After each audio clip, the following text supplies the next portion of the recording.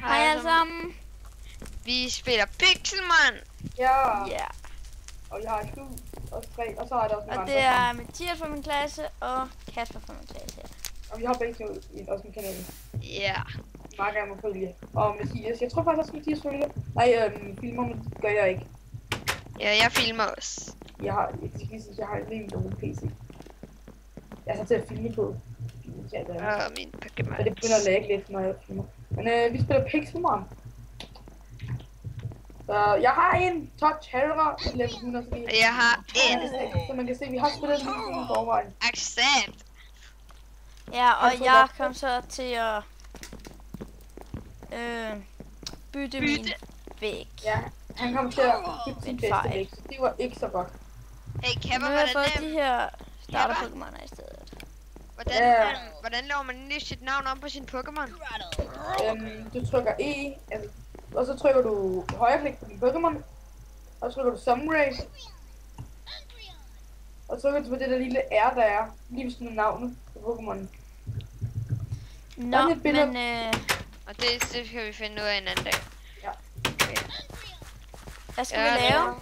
Ja, noget i dag. Du ikke gå ud og finde Pokémons? Nej, ikke nu. Vi skal lige og vi har vores butik her. Ja, det er Kristebæksen. Fordi ham der filmer. Ham den ene der filmer. Det er min butik. Ej, jeg ved ikke, hvor vi har filmet. Ej. Bum. Ja, Chris Bixen. Og vores farm. Altså, vi har også en vi kan også kolde fester og sådan ting. Og vi har også det her område hernede til vores Pokémoner. Ja, og det er virkelig flot. Jeg skal lige sige, på tirsdag bliver det hele lavet op, så alt det her, vi viser nu, det forsvinder. Og det er altså så rigtig lang tid. Så vi kan se udenfor. Okay, jeg går lige til spawn og giver min Pokémon liv. Ja, men udenfor, prøv at se, udenfor, ikke også? Der er jo vand, ikke også? Og det var fyldt med vand, ikke også? Og man skal bygge det her, imens man slår over i vand. Og nej, man kan ikke ride på ens Pokémon i den her, på den her dømmer. Mr. Liv! Kan din få alligator, Mr. Liv? Ja. Og jeg har en Torterra, Alligator, Emboa, Pikachu, Charizard og Samurott på mig. Jeg har lidt flere på det her. Okay, nu finder de på mig, på mine Pokémon. Og nu lægger det selvfølgelig på mig igen, fordi jeg lægger. Har du stadigvæk min Magmar? Jamen det er ikke din. Ja, jeg kommer til home. Det er ikke din mere. Men hvad var det egentlig, vi byttede for den? Nå ja, det var en Oshawott. Må jeg godt få den tilbage? Nej. Hvad fanden? Nu har du lige fået den også, den skal også få din egen skib, du tog den væk igen. Den er det skib, den fungerer, det skal ikke have. Men jeg også lige gå til spawn. Gør jeg. Jeg ser nogen, der vil bygge, fordi jeg har den Pikachu, og Pikachu er ikke særlig god i Pokémon, skal lige sige. Og jeg tror, hvad vil du sige? Skal du sige noget om videoerne, Christian? Ja, hvad? Vil du sige noget om Mathias? Vil I sige noget om videoerne? Om det han laver? Og bare i hele taget. Bare videoerne. Det er fordi, at... Ja, hvorfor vi laver videoerne? Ja. Det er fordi, det er sjovt. Og Serper... Og er en Serperario god? Serperario? Ja. Fuck er det for en... Prøv at udtale dansk. Serperario. Eller hvad fuck det hedder. Det er sådan en slangeagtig. En Serpera? Ja. Hvad med en Golduck? Golduck? Den er faktisk fin. Kan jeg bytte med en Golduck for en Blaziken? Nej. Nej, det jeg gad det. Har du dig, der vil bytte en Dweeble med en Pikachu med mig? En Dweeble? Sagt nok. Der er mange, der var bytte nu. Ja, der er kan jeg bare skal bytte? Synes du, jeg skal bytte en Gollet for en Pikachu? Gollet? Ja. Ja, så er det traded en Jeg gider ikke bytte Magikarp for en Pikachu. Ja, en Gollet, det er den her gode Pokémon. Ja! Ja! Jeg har fundet en en matchup. Jeg har fået en matchup. Jeg skal bare i Volven, så får den 4 arme. Prøv at se min kapper. Ja, og jeg har fået en matchup i stedet for Pikachu. Er en arbok god? Nej. Prøv at se min. Jeg bliver fucking god i udvikling, synes jeg. Gør min også, mand. Har du kapper min? Er allerede i level 28. I filmer stadig, ikke også? Jo. Ja, hvor lang tid? Hvad filmer du egentlig på? Overwolf. Ja, det gør jeg også. Ja, vi skal lige sige, at vi filmer alle steder på Overwolf. Nå, vi endelig filmer. Filmer du også, Kapper? Nej, men jeg filmer også på Overwolf. Nej, Ja, jeg ja. filmer. Det er jo Kritter, der viser os det. Nej, det var det ikke. Var det ikke? Nå, det var ham, der viste mig det. Det var mig. Var det det? Som viste det til Kritter. Som viste det til dig. Kritter sagde, at det var hans far, der viste ham det. Nej, det var det så ikke. Okay, men nu tror jeg, vi kan ud og finde Pokémons. Pokémon. Joiner bare i World 2. Jeg kan ikke streame, eller jeg kan ikke filme så længe. Kan du ikke hvad? Ikke filme så længe, eller jeg kan ikke, altså ikke. Videoen kan ikke vare så lang tid. Kasper, træner du ikke lige nu? Jo, fordi jeg skal træne min matchup op i levels. Jeg skal også træne min op i levels. Seriøst, Gengar ikke dø. Ja, tak. Kan I vide, hvis I alle sammen ved derude, hvad matchup udvikler sig i, hvad sådan level? Jeg vil meget gerne sige det i kommentaren, når I ser videoen. Oh yeah. Sådan. Yes. Ja. Jeg kan godt lide, det er mig, der siger allermest, og det er sådan set ikke. Men jeg er lige i gang med at kæmpe nu. Det er godt, så kan I Ja, Og men jeg er i gang med at finde Pokémons.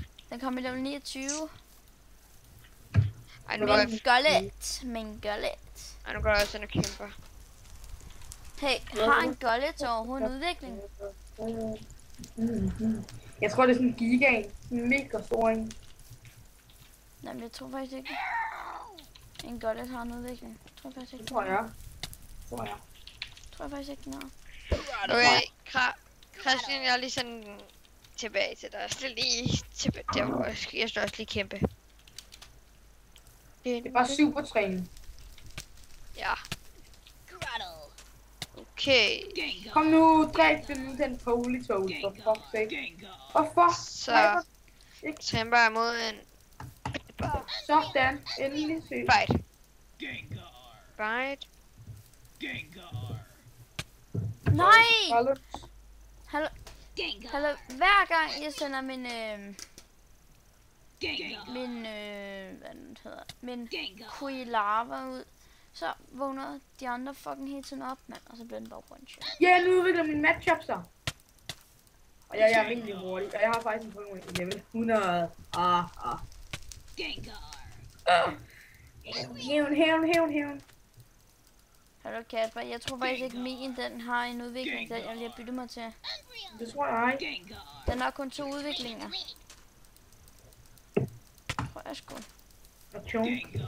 Ja, nu stiger den level. Nu bliver min lille blevet til en Nu Machoke. stiger min Graddle level til level 22. Machoke er en mega stærk Pokémon. Hvor lang tid har I filmet?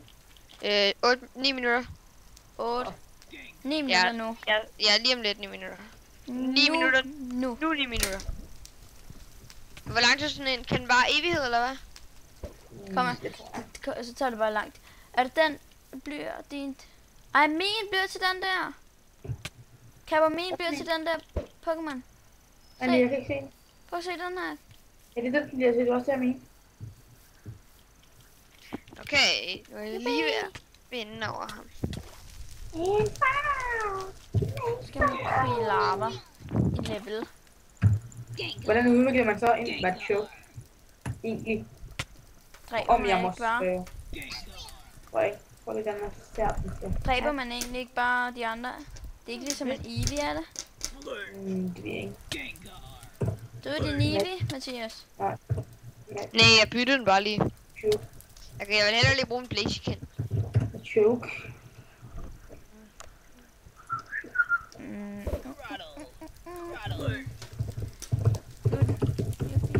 Der er min Grottle. Der er en Grottle. Den der skulle have en... Kom nu, mand. Dræb den. Okay.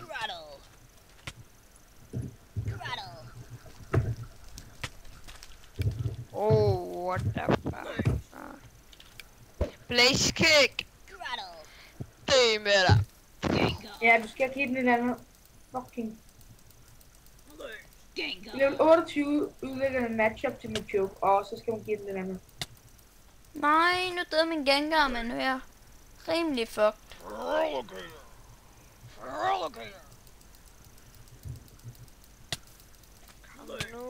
Den skal have lidt. Okay. Gør den det?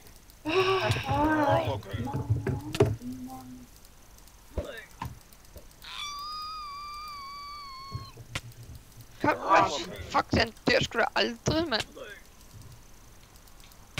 Ja, kom nu. Dræb nu. Ja. Hvor langt tror jeg, at videoen skal vare? Nej, så rammer den ikke. Det ved jeg ikke. En halv time? Nej, nu døde den. En time? 20 minutter. Skulle du da ud og løbe, eller hvad? Jeg skulle have løbet, men jeg tænker, at 20 minutter er lidt passende. Jeg begyndte. Nej. Hvad med min Grottle? Hvad kan min Grottle? Den kan bruge Razor Leaf. Ikke blive one-shottet, please. Kom, hvad? Den Ja! dø, den her. Til fald. Nakker min Grottle. Den Endelig det ud, Der mand. er 4 liv tilbage. Og det er godt. Og nu står min Blaziken level.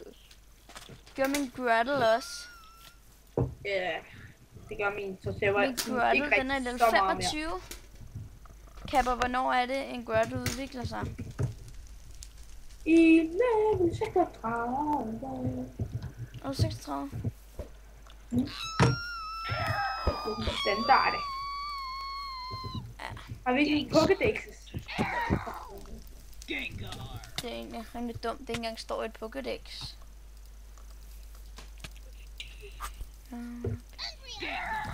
Ja, nu faldt den i søvn. Jeg bruger lige den her.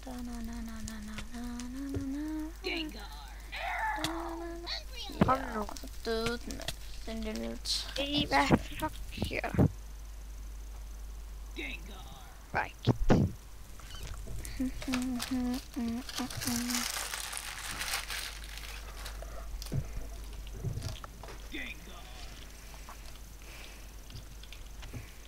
Og nu står min, hvad hedder den der sorte Pokémon jeg har? En Eevee. Er det Eevee? Det er Eevees udvikling. En af udviklerne. En af udviklingerne. Ej, den kommer over i Kredsebækken, så jeg kan købe noget. Ja. Så jeg skal bare lige søge level.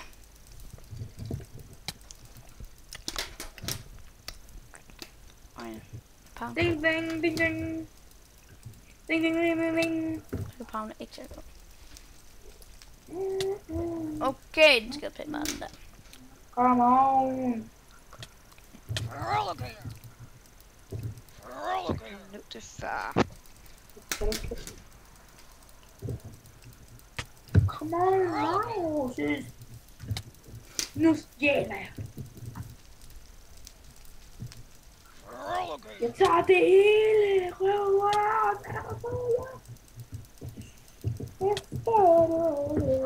Ikke kram. Nej, den døde. Fuck det. Men min Gengar dræber den. En Gengar, den er faktisk pænt vild.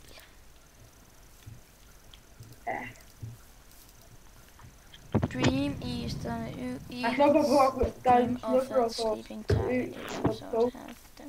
Fuck, den er god. I stedet for Confuse Rate. Helt dårligt. Bam. Okay. Okay, jeg kommer nu, Cameron. Jeg skal bare lige dræbe den her hurtigt. Det tager ikke så langt. Har jeg fundet en mega god combo?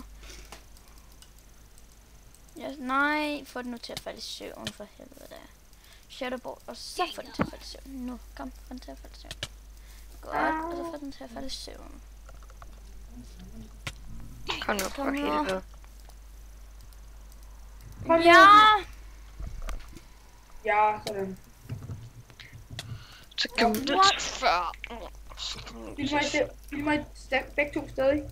Ja. Godt så. Jeg taber lige med den her kamp. Eller, det ved jeg sgu have haft. Jeg tror faktisk ikke, jo, det gør jeg. Også må lige. Fugle, så kom det til far ugle. Så lad os få en for det bing bang. Bare. Så lad mig bare kigge på, yeah.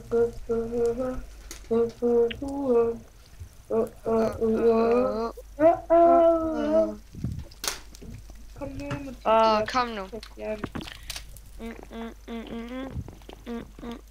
Jeg skal købe noget, Kapper. Ja. Jeg skal bare lige have de ting, jeg sælger.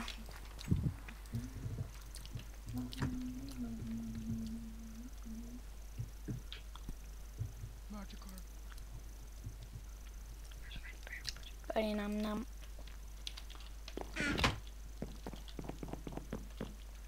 Jeg tror altså ikke, jeg filmer mere. Jeg ved ikke helt hvorfor. Kom ind i bæksen, Kapper. Jeg filmer ikke mere. Jeg ved ikke helt hvorfor. Okay, men vi har stadigvæk en, der filmer. Godt. Jamen, jeg lægger den lige på YouTube. Det gør det bare. Vil du købe noget, Kapper? Ja, jeg skal lige se. Jeg vil godt købe en båd. Båd, tak. What the f... En båd. Ja. Jeg tror, det er en båd. Du skal da, Kapper. Det skal jeg nemlig. Når jeg siger, at jeg vil have en båd, så vil jeg have en båd. Ja, så det er der. Og du filmer stadig ikke også, Christian? Hvad? Du filmer stadig ikke også? Jo, det gør jeg. Hele tiden. Kæft, hvor er det flot, Christian. Du kan jo ikke komme ind, jo. Nå, her var din båd sgu.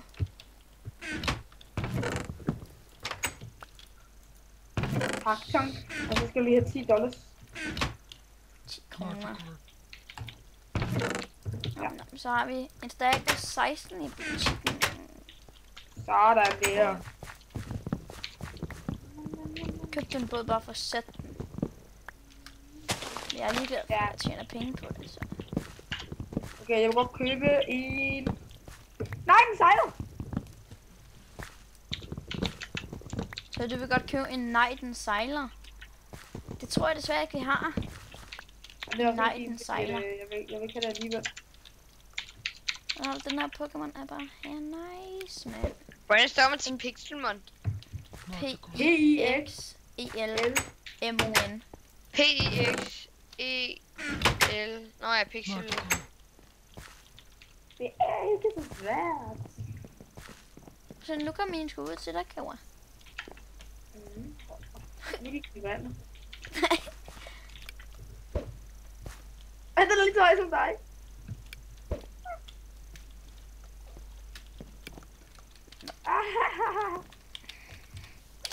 Nu gik også mine vandet. Hvad laver du, Christian? Jeg gik. Gik du spawn? Nej. Gik du ud? Jeg har en dive ball, Kapper. En dive ball. Gik du ud, eller gik du spawn? Jeg gik ikke til spawn. Jeg gik ind og trænede, for den skal i level med en funny. Jeg tror bare ikke rigtig seerne synes, det er så sjovt at se dig træne, Christian. Nå, men så de synes sikkert, det er sjovt at se, når den udvikler sig. Kom nu, få den nu til at falde i søvn, mand. Det var sgu på tide. Rigtig sjovt dig, så jeg fucking... Men så vil jeg lige filme indtil, altså så vil jeg gå på eventyr, og så gøre det der efter man har filmet, ikke? Jeg kan kraftigt ikke finde en video. Den er død. Så det er bare det sværeste, synes jeg. Hvad? Jeg synes også bare, det er sværeste at finde den. It's not asleep, not for satan. Så var den til at falde i søvn. Nej, for satan. Jeg er lige væk i lidt tid. Crunch, man, kom. Lige vil jeg hellere sige, at der skal filmes min skærm, fordi jeg går rundt og der på eventyr. Ja, men ved du hvad, jeg skulle ikke lige tid til at finde på din skærm hele tiden, Kawa. Så nu må du sgu lige styre dig. Jeg skal lige dræbe den her fucking golem. Kom nu, mand. Kom nu, golem. Eller... Gollet. Kom nu, gollet. Ja, nu dræber den. Min gollet, den. Kom nu, kom nu, kom nu, kom nu. Kill it. Ja, tak. Den er mit punch. Den er punch med fun. Computer if it hits.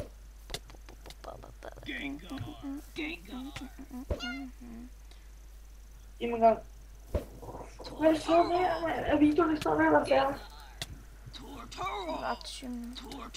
Den er bare 21 minutter. Jamen, og den går på mig 20 minutter. Skal den bare 20? Ikke på noget med, ja. Ja, det synes jeg er standard. Altså ikke på noget af dem. Hvad så er der video, men det er fordi, at det er ikke godt. Okay, så... Ja. Skal vi slukke videoen? Ja, vi ses.